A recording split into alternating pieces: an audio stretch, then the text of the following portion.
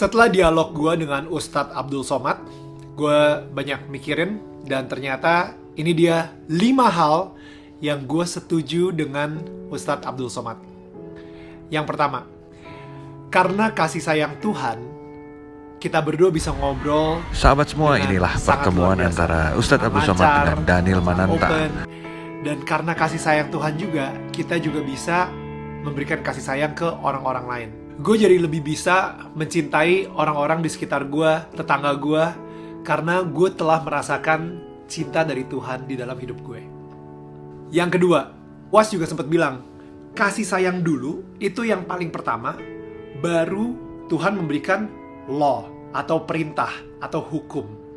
Jadi kasih sayang duluan, habis itu baru Daniel Mananta memang Tuhan. meminta waktu untuk Ustadz Abdul Somad akan bertanya-tanya bagaimana sih kehidupan sehari-hari Ustadz Abdul Somad hingga beberapa isu yang menerpa Ustadz Abdul Somad. Ketika Tuhan meminta untuk Nabi Musa mengeluarkan bangsa Israel dari Mesir, bangsa Israel ngelakuin apa?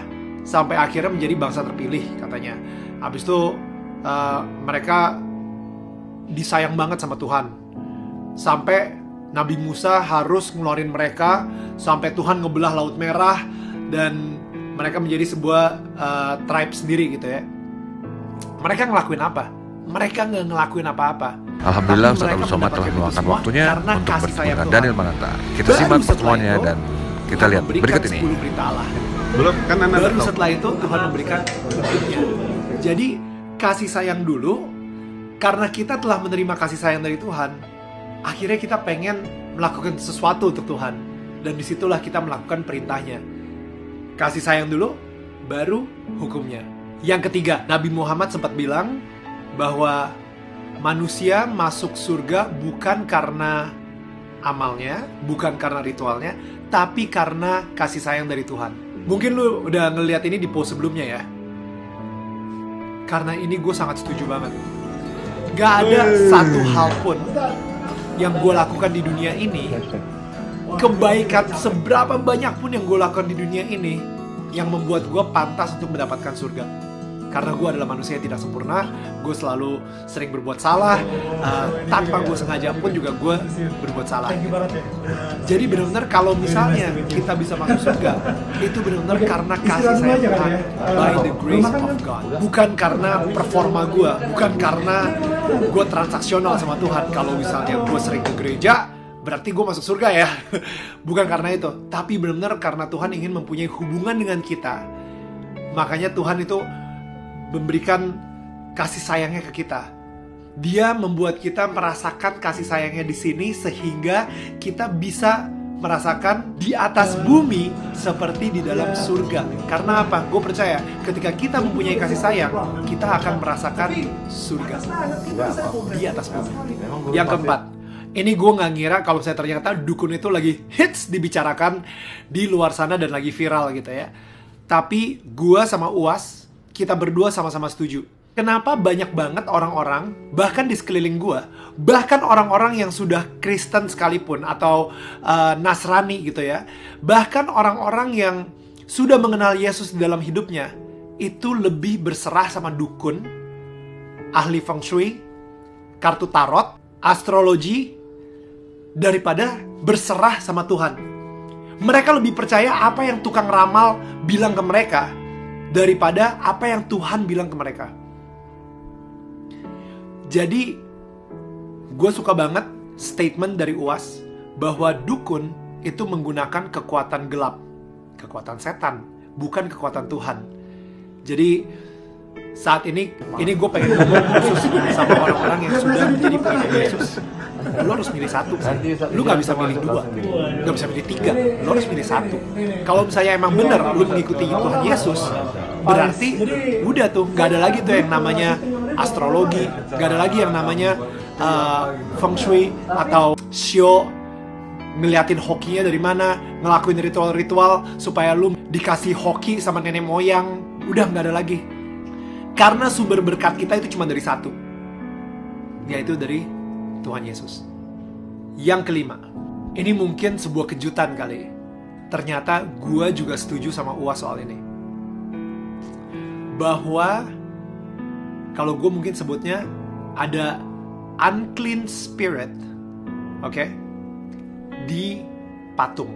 Ketika patung yang dibuat oleh manusia disembah. Wait. Sebelum lo mau komentar, lo harus baca dulu. Ini again buat orang-orang yang mengakui sebagai pengikut Yesus. Oke? Gue pengen kalian baca dulu Yesaya 44 ayat 13 sampai 20. Baru lu bisa komentar di bawah. Oke? Lu harus baca itu dulu, baru lu bisa komentar.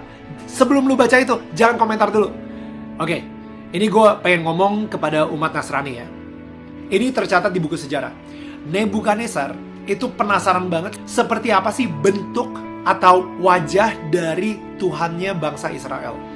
Sehingga dia dengan beraninya itu masuk ke satu ruangan yang ini ruangan yang paling suci di situ. The Holy of the Holies. Ya, yang kadang-kadang kalau misalnya di perjanjian lama itu sering banget orang gak sengaja masuk, meninggal langsung. Kalau misalnya dia tidak menyucikan diri dia sendiri atau menyembelih kurban gitu. Raja Nebukadnezar saat itu dengan sangat kurang ajar, dia masuk ke dalam ruangan tersebut, Holy of Holies. Apa yang dia lihat? Apa yang dia temukan?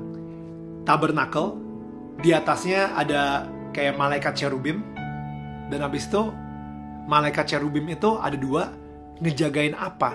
Ngejagain siapa? Dia ngelihat kiri kanan, mana bentuk muka atau bentuk tubuh Tuhannya bangsa Israel ini. Mana? Dia nyari-nyari. Gak ada sama sekali.